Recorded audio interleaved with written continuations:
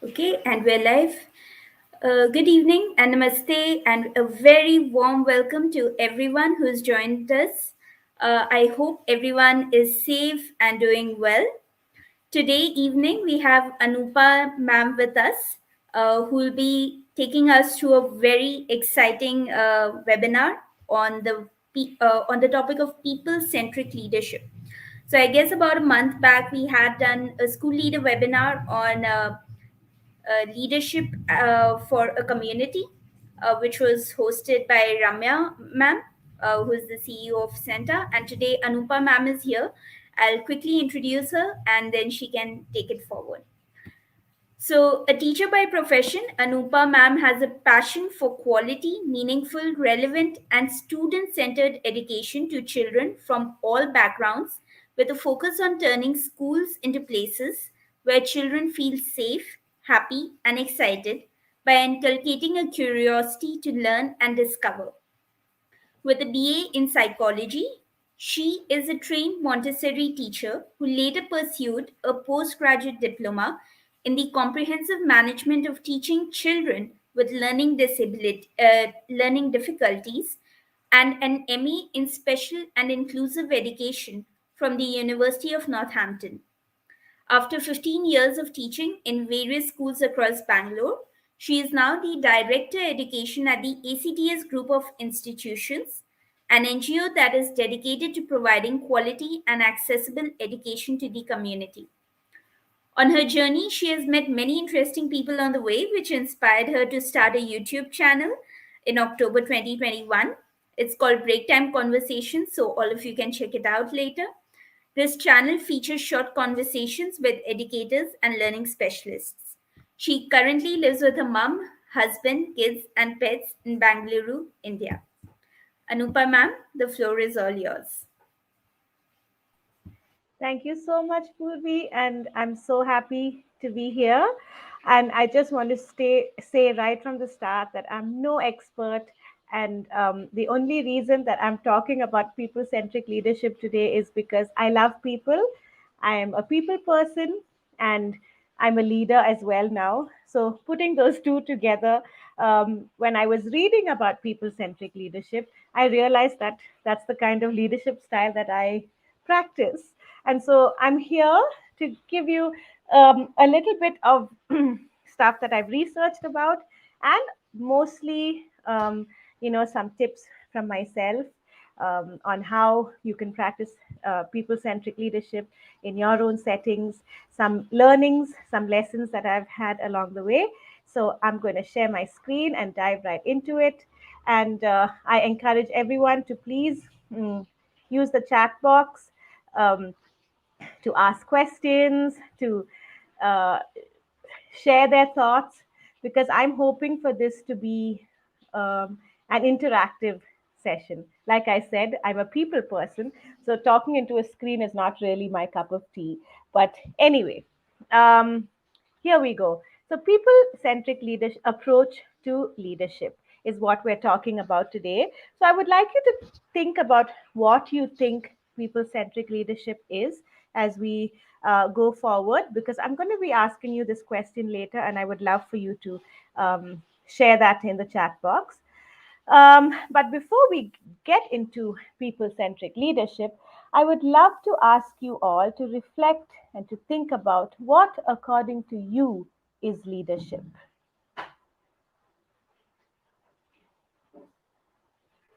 Is that something that you could do for me today? What, according to you, is leadership? And let's just take a few seconds um, to type out our thoughts on the chat box.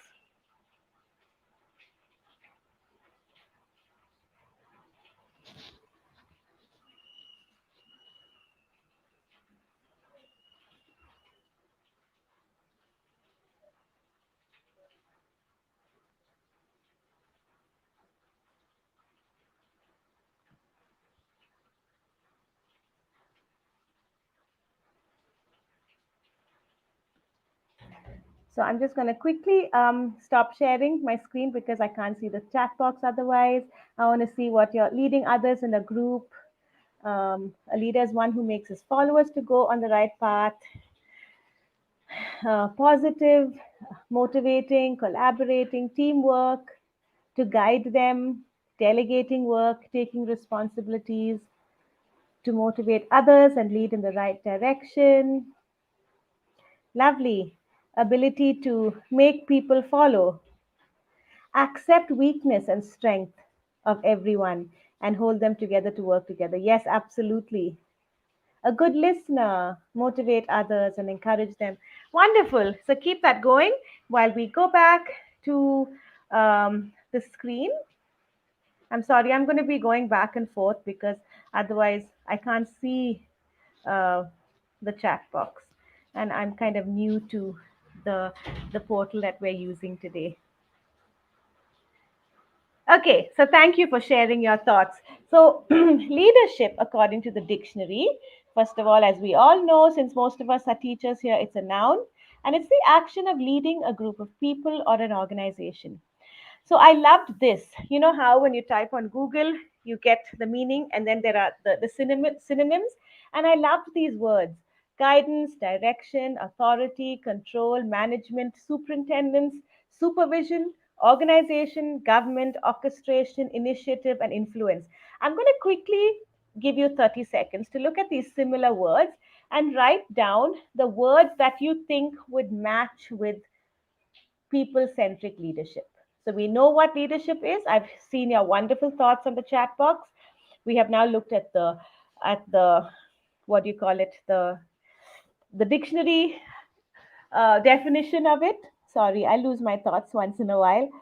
So just quickly write down the thoughts, the similar words that you think would go with people centric leadership. Just write that down, keep that with you, and I'm going to move on to the next slide in a few seconds.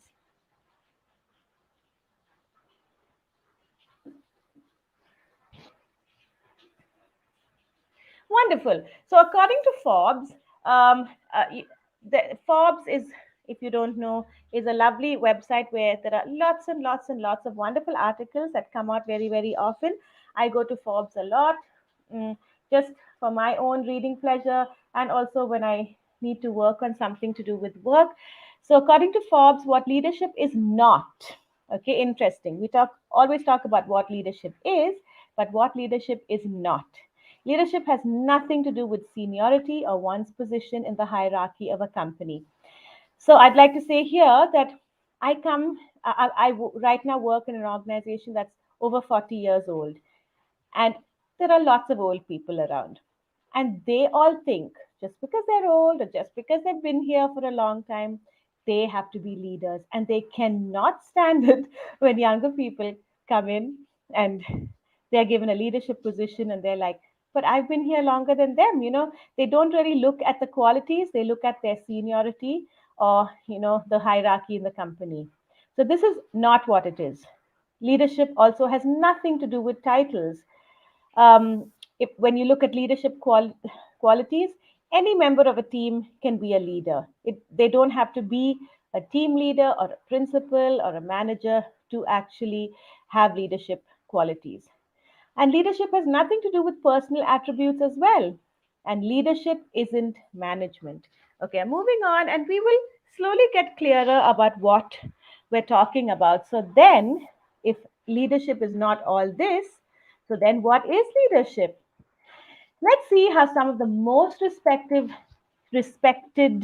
business thinkers of our time define leadership, and let's consider what's wrong with their definitions. Peter Anupam, Drucker I'm says, sorry to yes. interrupt you, but your screen is not being visible when we are sharing it. So what I'll do is, okay, now it is visible. Okay, why Okay, don't you share then? sure. I'll go ahead I'm and so share it. sorry. Yeah. So has everyone like missed the entire? Uh, I Oh, it's think the all last stuck. It says. few slides were not Okay, okay. visible. Anyhow, we can go ahead. I'll quickly share mine now. Yeah. I'm sorry.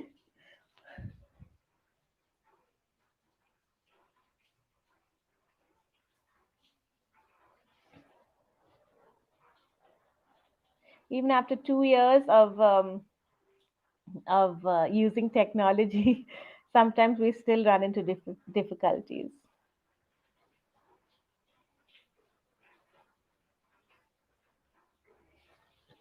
Okay, I can see in the chat box that the screen is not visible. It's being shared in a little while. So we'll just, there we are. Okay, it's the previous slide, Purvi, where we haven't reached this slide yet. Just the previous slide. Okay, so let's look at these definitions of leadership. Peter Drucker says the only definition of a leader is someone who has followers. Okay, this is a wonderful definition, but it does have some issues with it. If it strikes you, you can type it out. We're really not here to look at the problems. I'm just doing all this to get us thinking, to get us, to get our mind working in the right direction. Warren Bennis says leadership is the capacity to translate vision into reality. Bill Gates says, as we look ahead into the next century, leaders will be those who empower others. John Maxwell says leadership is influence, nothing more, nothing less. Beautiful definitions, right? And it all talks about a leader being someone who influences, who has followers, who can translate vision into reality, who looks ahead, who empowers others. We can move on, Purvi. Thank you. So, what is leadership then, after all these things that we have looked at? One of the websites that I looked at, and I looked at many, and I found that this is what I like, and this is what is apt for today's session. Leadership is a process of social influence which maximizes the efforts of others towards the achievement of a goal. Okay, so in our case, most of us in a school setting, as leaders, we have to influence others, and we have to maximize their efforts, the efforts of the teachers that we're working with, towards the achievement of the goal. And what is the goal? The goal is usually success in the classroom. In a school setting, the goal is not really what everyone thinks about getting admissions um, or getting more money and it being the best school in the country. No, it's about success in the classroom. It's about being able to reach every child. We can move on, Purvi. So now I'd like you all to reflect, please, and type out in the chat box, what do you think people centric leadership is? We have looked at various definitions of leadership. We have heard from other leaders of what leadership is. Now, what do you think is people centric leadership? If you're bold enough, you can type out a really nice definition of what you think people centric leadership is.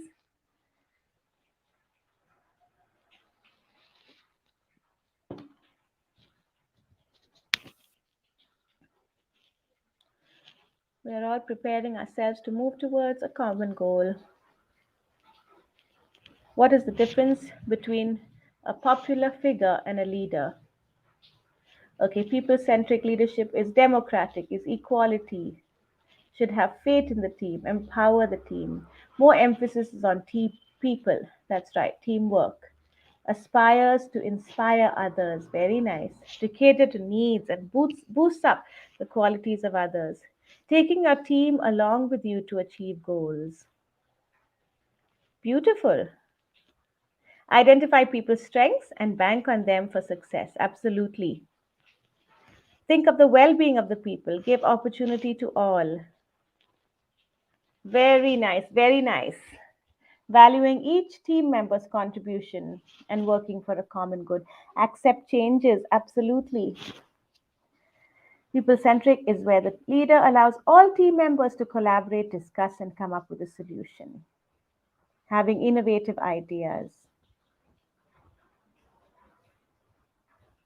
Teamwork, empathetic. Yes, empathy is very important. Equally focused on his or her team with achieving the goals. Inspirational. Lovely. Okay. Keep them coming, keep them coming, keep chatting. Let's move on to the next slide.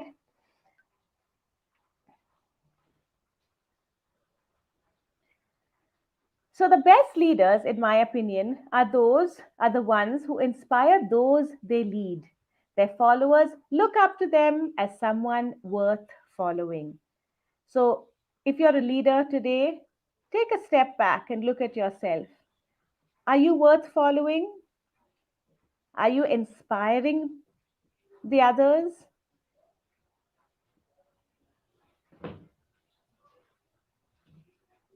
It's important for us to realize this. Are you the person that you yourself would follow? Or are you pretending to be that person?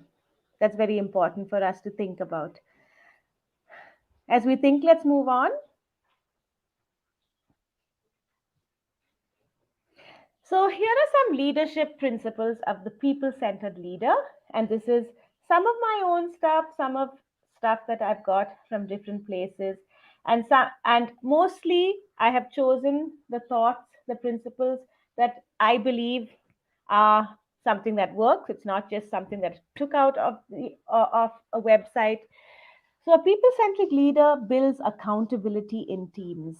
People centric leaders drive accountability, and accountability fosters better work relationships, improves job satisfaction, and helps teams work more effectively together. It inspires individuals to exceed their goals and improve their performance. So, if you notice, everything is about people. And yes, it's not just people having fun. People are working, there are jobs, there's teams that are working, but it's all focused on the people and the accountability. We can move on to the next point. And please, if there are any thoughts that you want to share on a question at any time, please um, type that out. A people centric leader encourages open communication. A people centric leader has better processes in place because their strategies are driven by communication. That is something that is so important. Communication, open communication, keeping clear lines of communication open between yourself and the various teams. And at the same time, they are flexible enough to take a detour from these strategies if it leads them to a better outcome. They are aware of what works for them and their team and are considerate of the challenges faced by the team members. I think someone shared that on the chat box earlier about accepting weaknesses and being able to accept that something's not working and we need to move on to something else. So communication is very important. We can move on, Purvi. People centric leaders think out of the box. They think beyond today and for the future by encouraging their teams to think out of the box in order to thrive. Sometimes we're only trying to solve problems today. We're only trying to solve that conflict between two teachers today. And we'll say, whatever comes tomorrow, we'll deal with it tomorrow. But everything has to be thinking beyond tomorrow, not only for the here and now, but for the future of the school, for the futures of your employees, for the future of your students. We really need to think out of the box. Let's move on. I'm sorry, my slides seem to be giving a lot of trouble. So, people centric leaders are mentors. They place priority on employee mentoring and monitoring while giving them a leeway for personal career development. Close mentoring tends to improve commitment, decision making skills, and the motivation to perform better. So you're not just there, giving instructions, saying, do this, do that, why wasn't this done? Please get this done by tomorrow. So and so assignment is due next week. But you're also mentoring and at the same time monitoring. You don't just mentor and mollycoddle your employees all the time, but you also help them to realize that this has to be done, that has to be done. What is the problem that you are facing? So be a mentor to your teams. We can move on. Quid pro quo. So, people centric leaders go an extra mile in building a meaningful relationship with their employees. They demonstrate an interest in the employees' well being and needs, which leads to employees feeling cared for and appreciated. They look at them as humans and not automatons equipped to complete a set of processes. This in turn activates the quid pro quo mode of working, wherein the team will be there to support them in times when the business changes its course. So I can personally vouch for this. I work in an organization where, because of the pandemic, one of our schools had to shut down, and in a situation where we would have employees turning against us and going on strikes and trying to instigate parents and students against the management because of the kind of culture that we had created in the school, because myself and the other leaders were always interested in the employees well-being and needs, we didn't face too much trouble. It really was that they wanted to work along with us. It was a sad situation, but they worked along with us to um, complete the task. And I can really vouch for the fact that when you show a little interest, when you just take that extra step towards making friends with your employees, it will see you a long way. Make sure everybody knows the why behind their work. A sense of purpose is one of the keys to motivating employees. People centric leaders give employees greater purpose at work by tying individual work to the broader priorities of the company. It's no point giving instructions by not saying why you want this done. Why is very, very important. As a child, when my mother used to discipline me, she had to discipline me a lot. But she would also always make sure she would explain why she was disciplining me, why she got angry, why what I did was wrong. And that really helped me, in the long run. When I look back, I can see now I don't hold any anger against my mother because she explained everything to me. And it's the same in a work setting. If you can explain why something has to be done, your employees will really go the extra mile. Thank you, Purvi.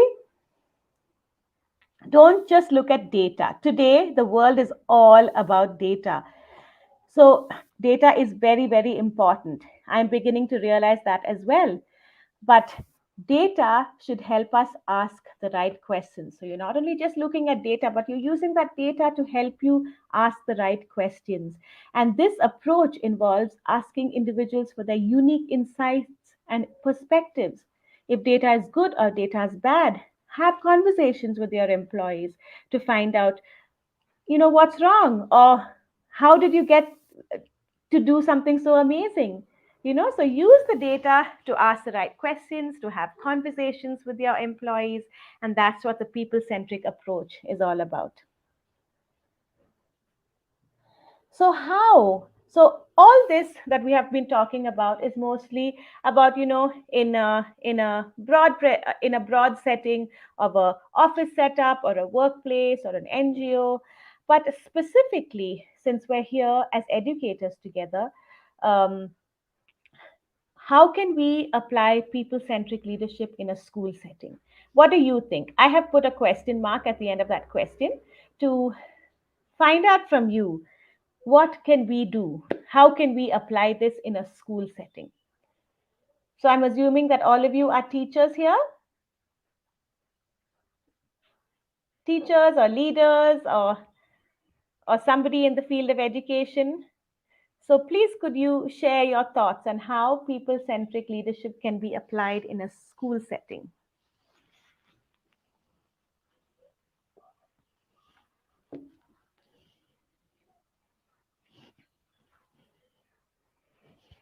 By giving importance, okay? Benazir, could you specify a bit, giving importance to who? Who's giving importance to who?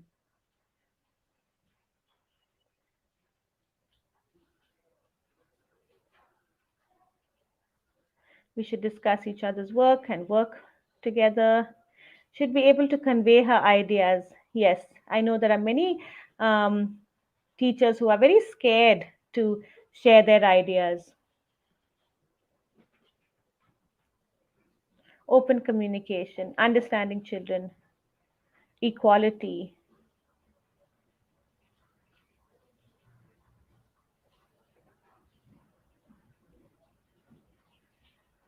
It can be applied, but not if the system is rigid, though it can be nurturing teachers as educators, not employees. Absolutely. To bring change, equal opportunity to share ideas. Wonderful. Respect every teachers. I'm sorry if I'm missing some. It's suddenly a load of of comments come, and I seem to miss a few. Give people roles and responsibilities, bringing out the best, to understand teachers' weakness and support them to improve. Hand holding with management, involve them. Fairness and value all members as equal. Absolutely. So, you know what? You all have actually completed the presentation for today because your thoughts are so wonderful. And I really want to thank you for participating and sharing your thoughts and ideas. We can move on, Purvi. So these are mostly my thoughts on what has worked for me. Like I said right at the beginning, I think people centric leadership is what I practice a lot because I love people, like I said, and I hate being that kind of leader that is just making people scared and just barking instructions to everyone. So, my point number one, my advice number one is look at her as a person rather than just another class or subject teacher. We often tell our teachers, to teach students. Don't teach the subject, teach the students. In the same way as leaders, look at them as a person rather than just another class or subject teacher. It will really go a long way if you can uh, reach out to that person. Sorry, my cat just ran across. I'm very sorry. Um, that it's not just the math teacher and the maths teacher having to complete that portion. And why is that portion not completed? Why have 50% of your class failed in the maths class or science class or English class or whatever? It's not really about that. It's about that person. Reach out to that person. Take some time out every now and then to talk to that teacher, to find out. And if that teacher is really having trouble, talk to that teacher and find out what what's going on. I mean, um, you can't just not complete your tasks. Is there a problem? Can I help you with it? And this is when you can take time to listen to your ideas and thoughts from your teachers, which all of you have mentioned. Let teachers share their ideas. Sometimes principals are so busy, just making their own plans and just sharing it with others without really telling them why they have come up with this plan. They're just telling the teachers and making sure that that's done. But take time to listen to their ideas and thoughts. What do they feel about it? Or even it doesn't necessarily have to be for a plan. You can take time to just find out from your teachers, how's your day going? Or what did you do over the weekend? Simple things like that. We can move on. Empower, delegate, collaborate. All of you used these terms right from the beginning. It's very important to empower your teachers. It's very important to delegate the work. Don't just think that you have to do everything just because you're the leader. I have to do this is, oh gosh, I'm so tired at the end of the day. Delegate. There are so many teachers who are so capable of so much. Collaborate, work together. Once you empower, once you dedicate, and once you collaborate, you really will go really far. I think there's an African proverb, right? If you want to go fast, go alone. But if you want to go together, no, if you want to go far, go together. So collaborating and working with one another is very, very important. Be a coach rather than a leader. I have really found that, I'm not the kind of leader that's going to stand up there and say, do this, do that, do this. Walk with them, work along with them. I don't even like to have this huge big table where people come and see. So I have changed and I have a circular table in my office so that people can come and sit, and then we're all equal, we're all sharing, we're all talking. And I have found that once a teacher becomes comfortable, they really do so much more. So many people think that it's only if you're strict, and it's only if you give them a deadline, and only if you shout at them will the work be get done. Absolutely not. If you just take that time, talk to them, work along with them, walk with them, talk with them, be a coach, you will definitely get the same work done, maybe even more. We can move on to the next slide. Learn to have fun with your teachers. This is something so important. We forget this all the time. You know that school day is so crazy from morning to evening that there is absolutely no time. And I'm not expecting you to have time on a busy have fun on a busy school day. You can set aside time to have fun with your teachers. And this is really something that has really worked wherever I have been. Yes, somebody says a smiling face at times works a lot. Absolutely. You know, I have this smile that comes about even in the most serious of situations, and so I can vouch for that. Whoever wrote that about the smiling face, that yes, a smile goes a long way. And learning to have fun, just letting your hair down, just having a potluck or going for a movie or a picnic, that really helps your teachers. And that, I believe, is what a people centric principal or people centric leader would definitely do. Okay, let's move on. Allow them to take time off, come late once in a while. I'm sure I'm going to get shot by every principal that is here. But, once in a while, it's fine. You have people who can what's the word? Substitute. I was going to say supervise. Substitute. You Even you can step into that classroom once in a while. I mean, just because you're a leader doesn't mean that you can't go and teach that little class once in a while. But allow your teachers to take time off. And I'm not saying take every day off, every day of the week. Every once in a while, when you allow them this little bit, they themselves realize that, actually, I don't want to take time off because I can't miss class. My children are going to suffer. But so if you just allow them that, they themselves will think and say, actually, no, I don't need that leave. But it's when you're strict and say, no leave, no coming late. If you come late every day, your pay cut, blah blah blah, blue blue blue. People are really going to take time off because they're going to be so fed up of coming to school. Show that you trust your teachers. This is so important. And it's not just pretending to trust. You really need to show that you trust. If you give them a task, allow them to do it. Don't breathe down their necks to make sure that it's being done. And when the task is completed, appreciate them. You're all talking about encouragement, motivation, appreciation. Yes, absolutely. It really helps. So, trusting your teachers go a long way. Let's move on. Treat everyone equally. You've all said that. No favoritism, no partiality. Everybody is equal. Whether that teacher is a high school teacher, whether that teacher is a kindergarten teacher, whether that teacher has been here for 20 years, whether that teacher is a coordinator, whether that teacher has just joined and is very young, just out of training school. Treat everybody equal. That is very important for you as a leader to practice. Let's move on. Plan together. This also is something that's very helpful. It doesn't have to be you all the time planning, but if you can do it together, it doesn't have to be with all 40 of your teachers or all 60 of your teachers.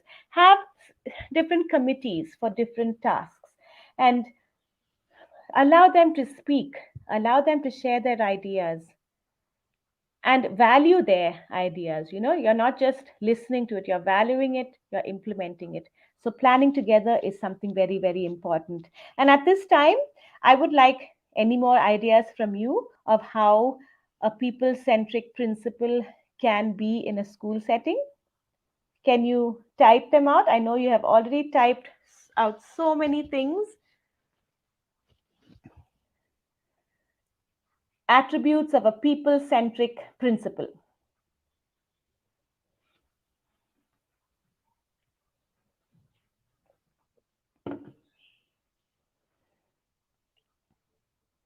Anybody?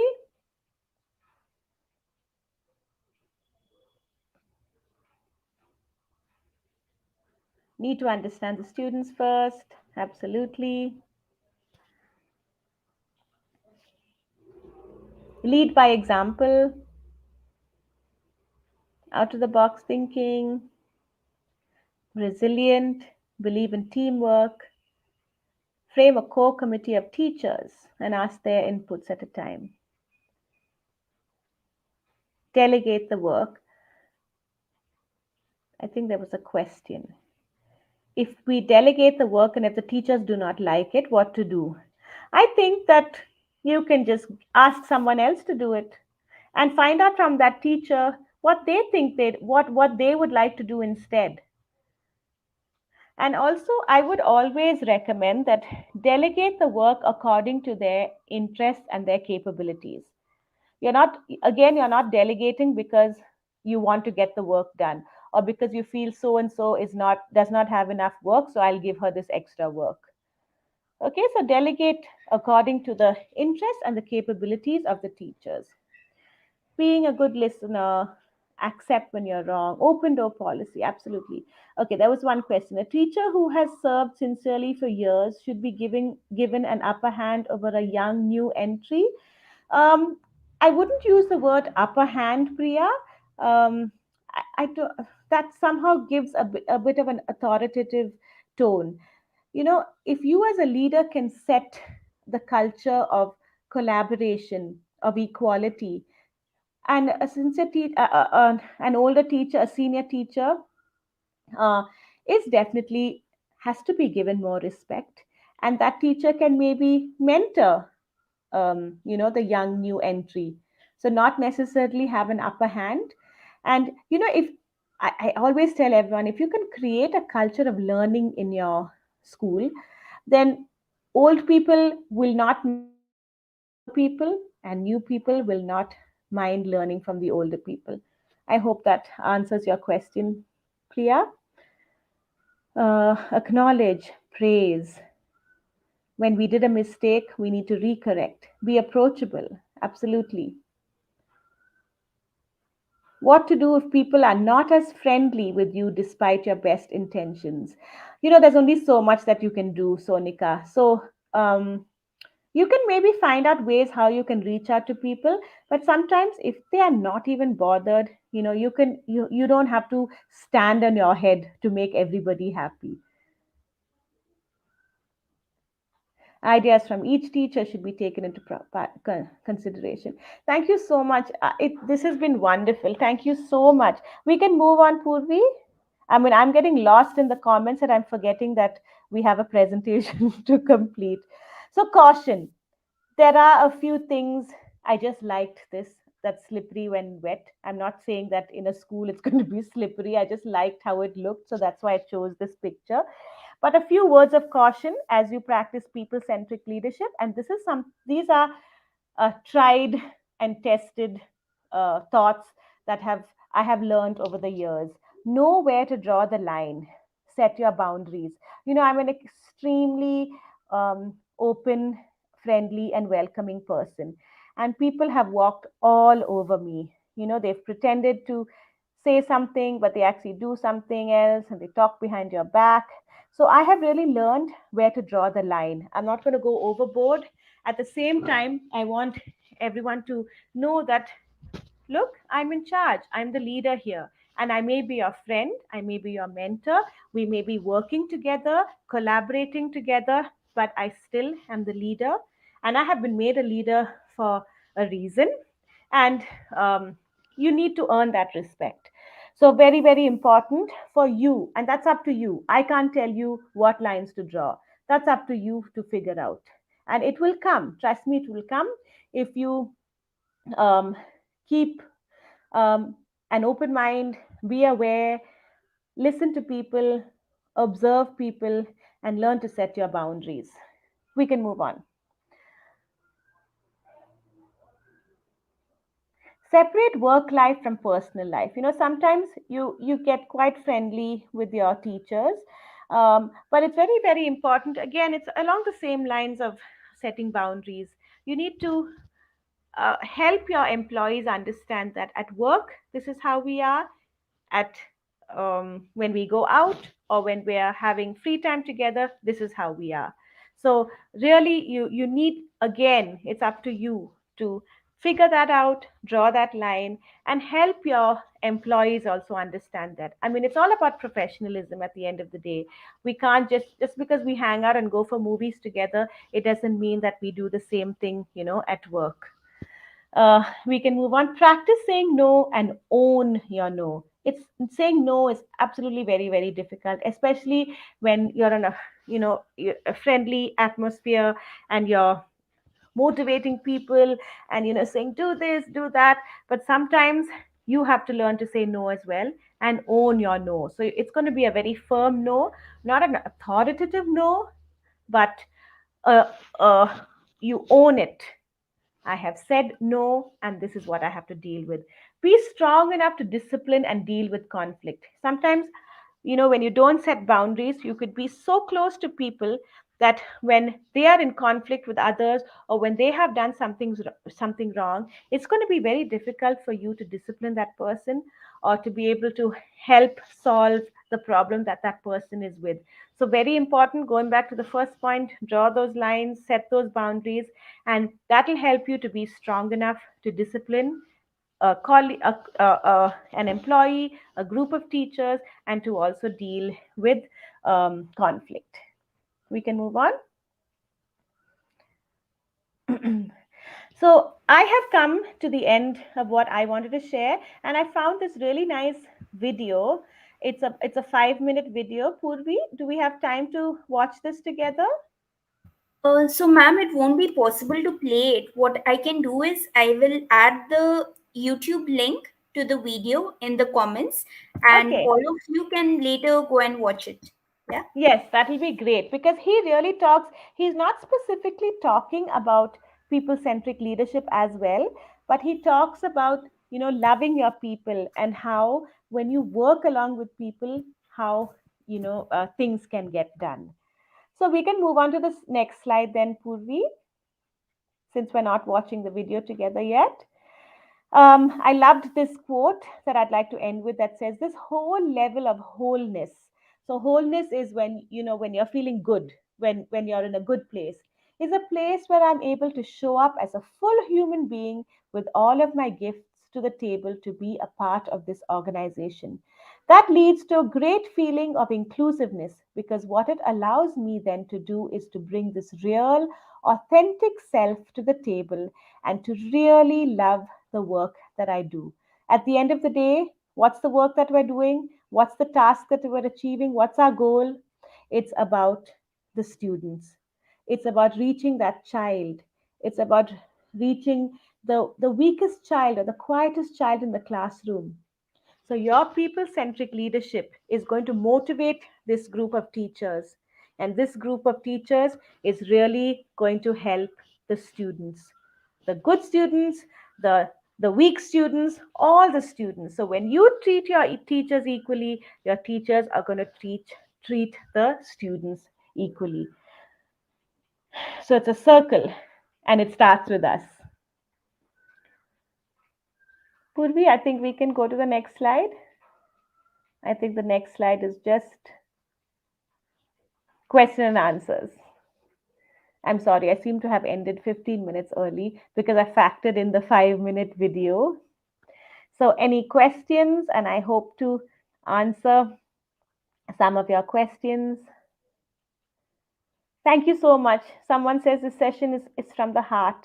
It really is. Like I said right at the beginning, I'm no expert, and really everything that I have spoken is from my heart.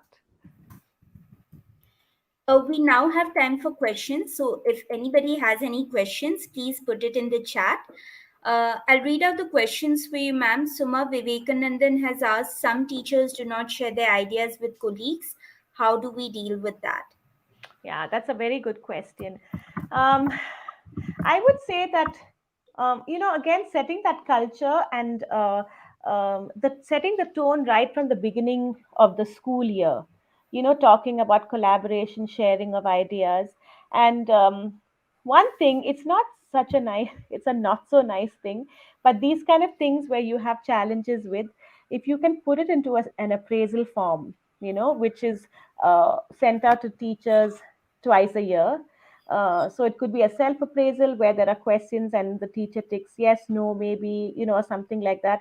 So I have done this. I mean, it's not a nice thing, I know, but it kind of helps that if you're having challenges, certain challenges, put that into the appraisal form as one of the points. And that teacher realizes that, oh my gosh, okay, I need to start sharing my presentations or I'm going to be pulled up or I won't get that increment.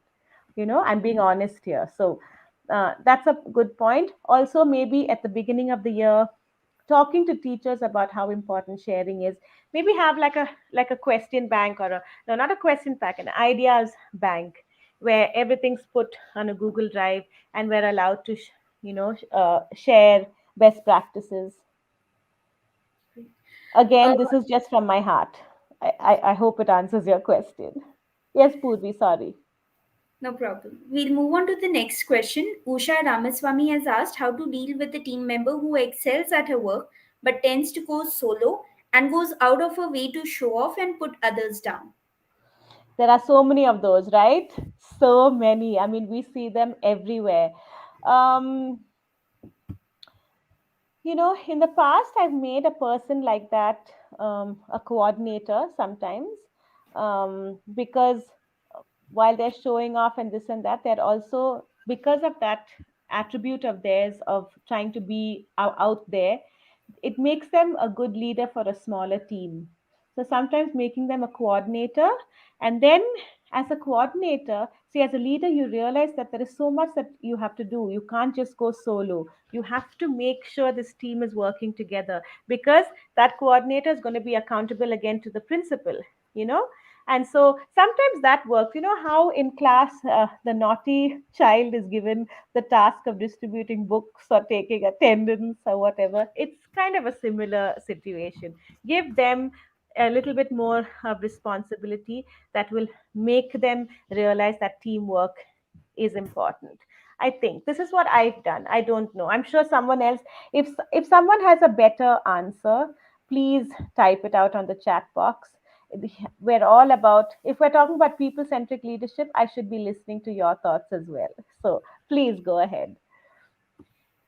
Definitely. Everyone, please feel free to post your thoughts. I think most people are already doing it. Yes, yes. So, one very interesting question which I definitely want to ask you, and this is not just in schools, I think it's valid even for other organizations as well.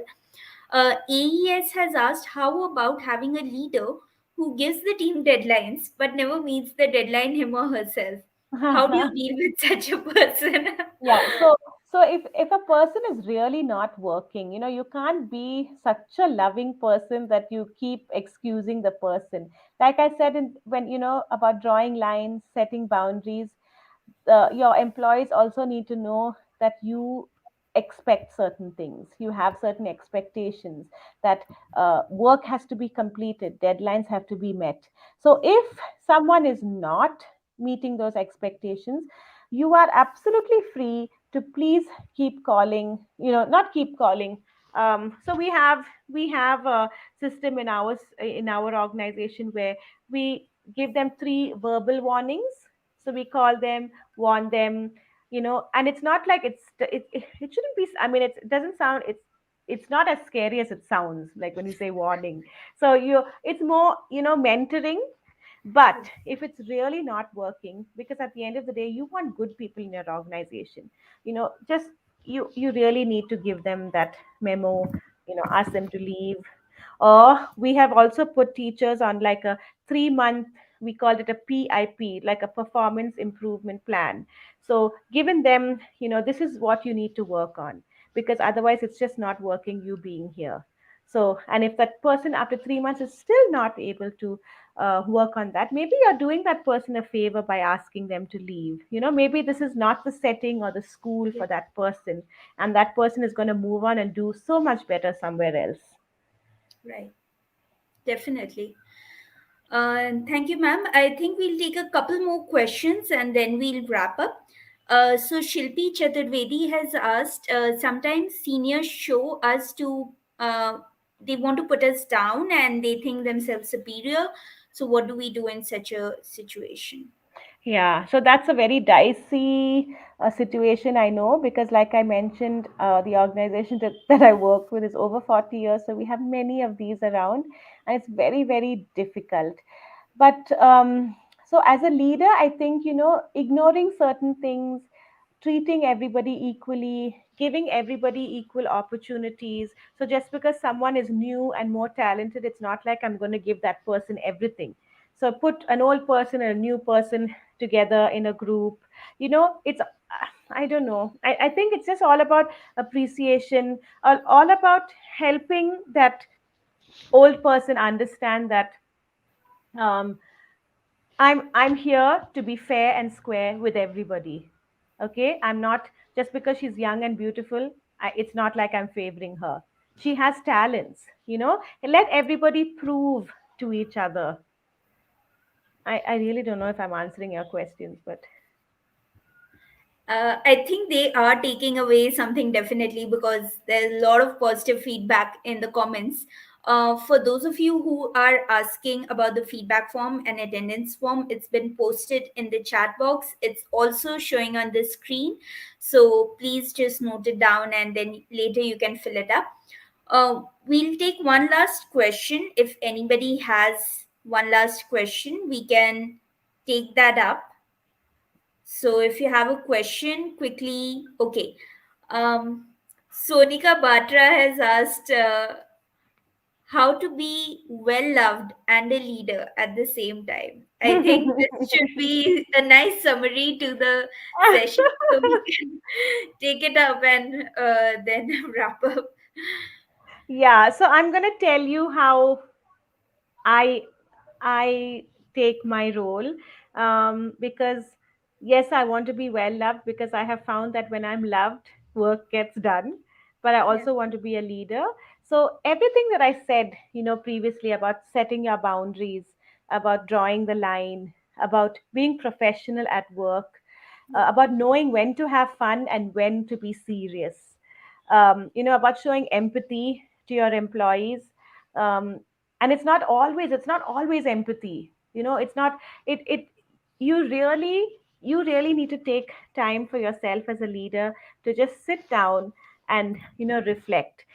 You need to figure out what kind of leader you want to be, and then set your goals, a long term goal and short term goal. And I'm telling you, it'll happen. So it's been about, I think, about 7 or 8 years that I have been in this leadership position. I have come from being this person where I was like, come, everybody, let's work together, let's do this, and failing miserably, to still being that person that's saying, come, let's work together, but also showing that, this is how far you can come, and this is how we work together. This is what I expect. This is when we can have fun. This is, if you're going through a tough time, I'm here to listen to you. You know, so I really, my advice to all of you is just take a step back, um, think about what kind of leader you want to be, and also, reading articles, watching videos on various leadership styles. That also really helps you. So that's yeah. my advice. Definitely. I think it's a fine balance that one has to maintain. Absolutely, Yeah, absolutely. and thank you so much for doing this session, ma'am. It was absolutely fantastic to just listen to you. I think I personally met Anupa ma'am. She was kind enough to invite me over to her school, and I saw how beautifully she is running the school and still kind of trying maintaining that very approachable, very relatable sort of leadership persona. So that's absolutely lovely to see, and I'm sure that almost we had like more than 600 people at one point of time, so I'm sure everyone has Wow. definitely derived some very interesting insights from today's session. One last time, I'll quickly repeat for those of you who want the feedback link and the attendance form link. It's there on the screen. I've also posted it multiple times in the chat, so you can quickly scroll up and find it. Please do fill it out. Once again, thank you so much, Anupa ma'am, for doing this session today. We'll close out now, 5 minutes early. And for those of you who wanted the link to the YouTube link that ma'am had shared, again, you can either Google it or the YouTube link is somewhere there in the chat. So maybe you can find it if you're really motivated. So, yeah, we'll close the session now. Thank you, everyone. Have a great evening. Namaste. Thanks, everyone. Bye bye.